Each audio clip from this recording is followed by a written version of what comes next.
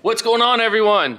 Welcome back to the channel. So today, getting a little bit of a late start today. It's about 6ish or so, sun setting, but today we are going to finally come take a look at the E30 here. You know, the fires have done it really bad. I mean, look at this. It's been sitting outside, this poor thing. So the only thing is, do not currently have a battery for this, but we are going to take it from the E36 over here. So unfortunately, the E30 battery kind of died on me. Get these cables off, but once they're snug, they are snug on here. So power and ground are disconnected. Now we're gonna take this guy here, make sure it's actually going the right way here. Flip this thing. All right, there we go. Now it's going in reverse.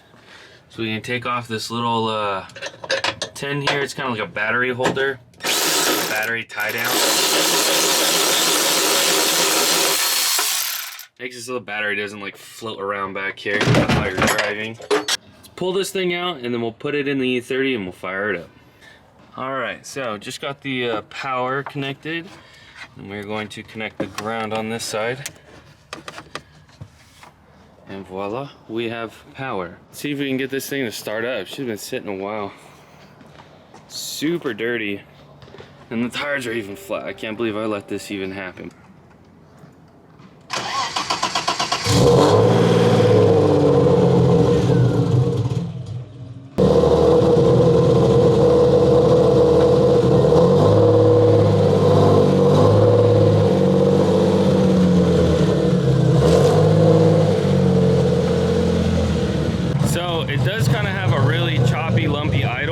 Part of that, I think, is because of the O2 sensor. I mean, I guess that's why you don't let your car sit for a very long time. So I'm gonna have to check out some of the vacuum lines and everything in here.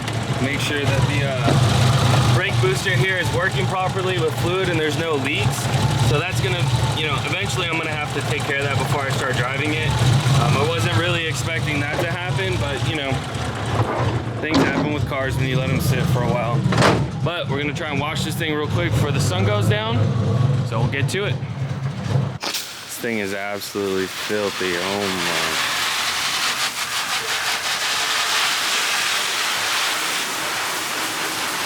Whoa, there's so much dirt just coming off of this thing.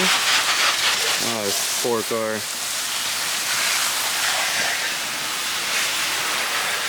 I would have gotten the power washer out, but we're kind of running out of light. It takes up too much time to set up. So we're just giving her a quick rinse and some soap, and then we'll be done.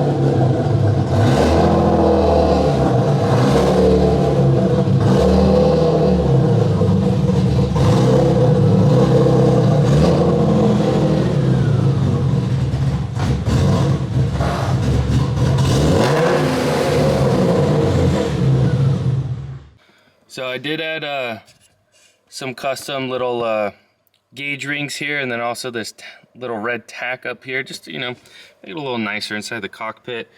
Do have a short shifter, but I do have to replace the bushing on the backside of the trans for the throw arm. That is this is in gear. That is awful. That's in third gear. It is awful. It is so terrible to drive, but we're gonna get to that. Other thing is this bride seat here that I have. It is adjustable, so you know, give her a couple turns one way or another, still works.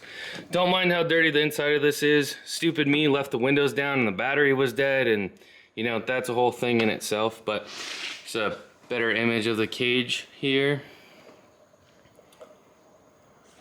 See it right down through there, there you go.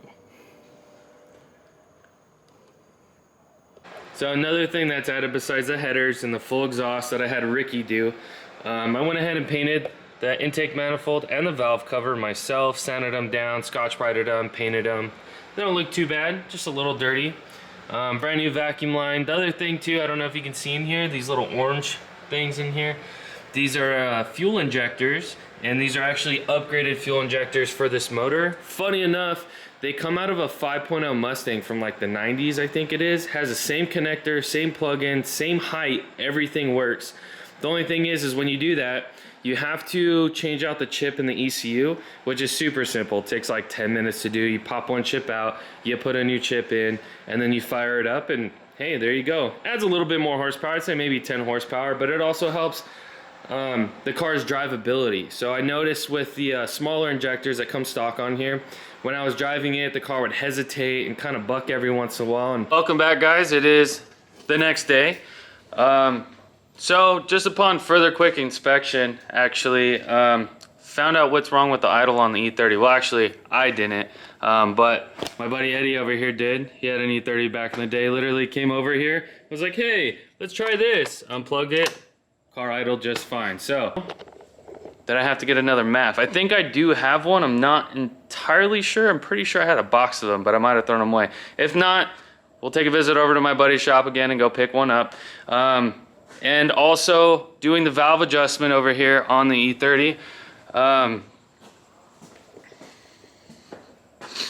lost my feeler gauge. So actually I found 2 different feeler gauges, but both of the ones I need are missing. So we're gonna take off right now and probably go to AutoZone. It's the closest thing.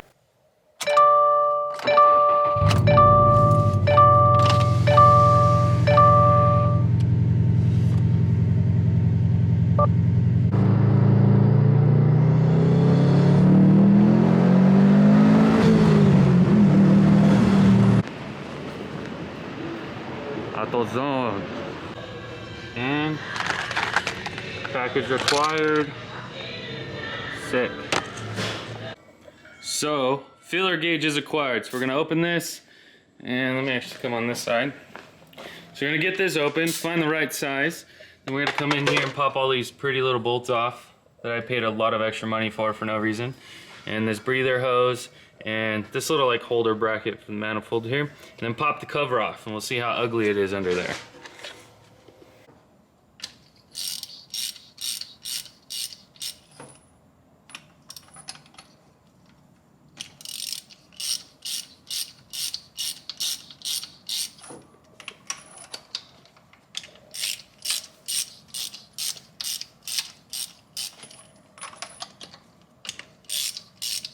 So continuing on from yesterday, I went ahead actually today when I got off work and did the valve adjustment individually, each one, making sure that the cam lobe was pointing down. So I'll try to explain it just a little bit better and more close up. I know it's like kind of hard to see, but here's my light. So this guy right here, let me see if I can do this. This little hole that's right here, this piece in between the rocker arm, which this is the rocker arm. This piece here is the eccentric. So what that does is it allows you to adjust the gap on the valve here, which is why we needed the filler gauge, because we have to double check the measurement, make sure that each one is within a specific spot. So what I first had to do was loosen this bolt here that's on the side. If you could see it right there. So that's a 10 mil. Now I use this little Allen key to kind of like control the centric here, so that way you can move it up or down. I mean, you can use anything that works or you're liking that just happens to be like really easy to, you know, grab, and it works well. And for the feeler gauge, you just want to make sure that the feeler gauge can slip through here without any issue. So, but it still needs to have a little bit of bite force from both sides. Voila! Since it's all buttoned up, let's go ahead and fire her up. Make sure you don't hear any weird noises or anything like that.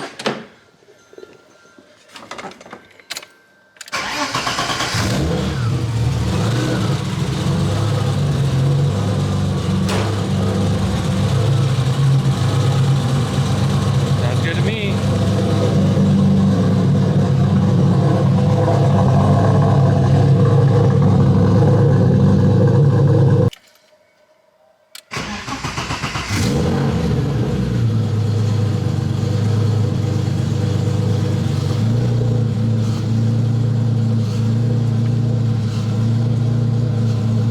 Now the E30 is all buttoned up and finished. I gotta move a car and then try to take this out, you know, give it a little, you know, drive around. Hasn't been driven in a long time, you know. All right.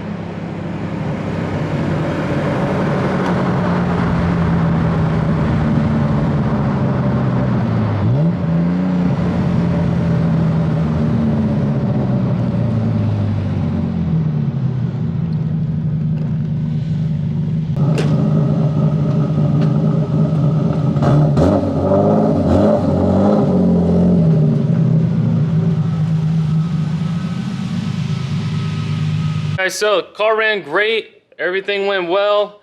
I really miss driving this car, actually. I did daily drive it for like 2 to 3 years before I picked up the Subaru. And dude, I miss driving this car. It's crazy. But with how traffic is nowadays, I'm not trying to be in the heat. Plus, it does not have AC, so yeah, I'm not trying to do that. So make sure you guys like, comment, subscribe, and stay tuned for the rest of the content I got for you. Just writing lines cause I feel like the champ. Heavyweight first place, who could expect to get slapped? I'm running laps round the competition thinking no last. I just laugh, take a sip as I go and sit back.